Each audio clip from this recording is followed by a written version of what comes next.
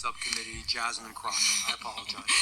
No worries. I will absolutely give you some of your time back so that we can move on to these amazing witnesses. And I want to thank each and every one of the members that have opened and given a resuscitation of the hate that has taken place.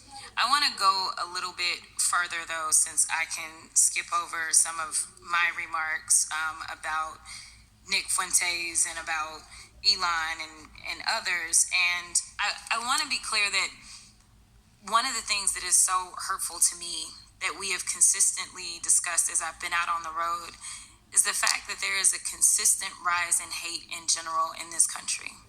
And I think that if we continue to allow people to divide us, then our country will continue to fall down this terrible rabbit hole that we've fallen down. The reality is that united we stand and divided we fall. And what we've got going on now is that people are saying if you like this type of person, then you got to hate this kind of person and that kind of stuff. And frankly, I think that we need to have more hearings on hate overall. We need to be addressing racial hate, homophobic hate, and yes, even political hate. Unfortunately, we are seeing a rise of all of it. This hate is being directed at our neighbors, our community, and even members of Congress. The violence and death threats that people are experiencing, including some of my colleagues here today, because of their faith or their presumed faith, or simply because of their political affiliation, is unconscionable and needs to stop. You're not allowed to be different, or you're allowed to be different. You're allowed to have your own faith. You're allowed to disagree. But what we won't allow is using these differences to justify threats and violence against people different than you.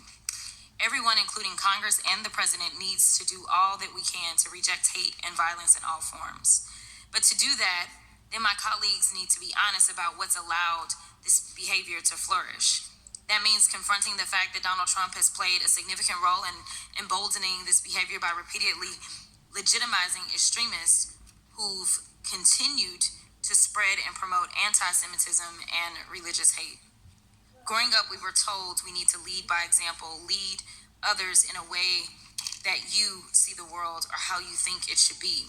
For me, I lead by example by acknowledging what's right and what's wrong, by standing up for marginalized communities, by calling out and combating hate and finding the humanity in everyone and everything. But how does the man currently occupying the Oval Office choose to lead by example within the context of anti-Semitism?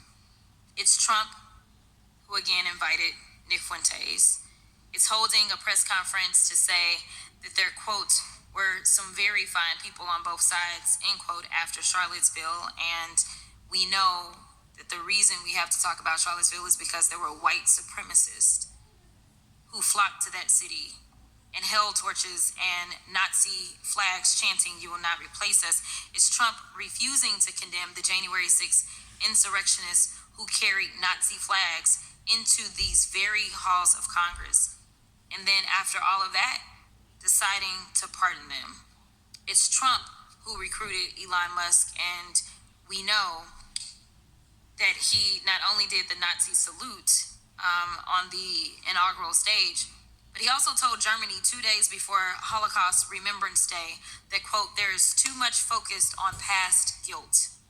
It's allowing Musk and others to continue to enable religious hate groups to post hate and threats online. It's redirecting attorneys at the Department of Justice's Office of Civil Rights, the primary office for enforcing discrimination laws, including religious discrimination, away from their work and placing them to work on immigration cases. It's Trump redirecting attorneys on the Department of Justice's Office of Civil Rights who are supposed to work on things such as religious hate. It's Trump having his Department of State ban the term racially or ethnically motivated violent extremism from classification and the style guide at the State Department.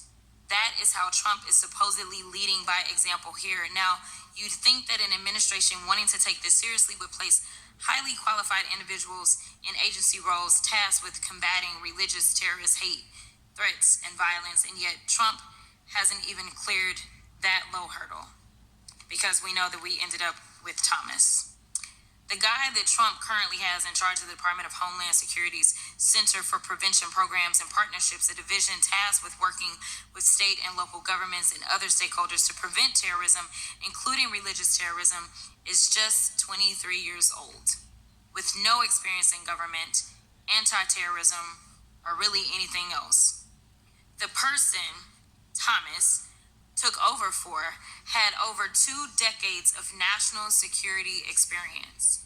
But now, under Trump, we have an immature, incompetent, infantile person who who's barely even lived for 2 decades in charge of this important work. It's ridiculous, it's shameful, and it's dangerous. Allowing religious hate to thrive in one corner allows it to spread everywhere across all corners, all denominations, and all faiths. As members of Congress, we cannot allow another synagogue, or for that matter, another church or mosque or home, risk being attacked or shot up by Nazis or extremists simply because elected officials don't have the courage and leadership to condemn them before they act. Trump's disgusting refusal to cut ties from Nazi supporters and sympathizers have given violent extremists both a figurative and literal get-out-of-jail-free card. It's signaling that these hateful beliefs and actions will be tolerated so long as they pledge their loyalty to Trump. We owe it to every American to condemn this behavior and fight back by confronting this intolerance with courage and leading from our hearts.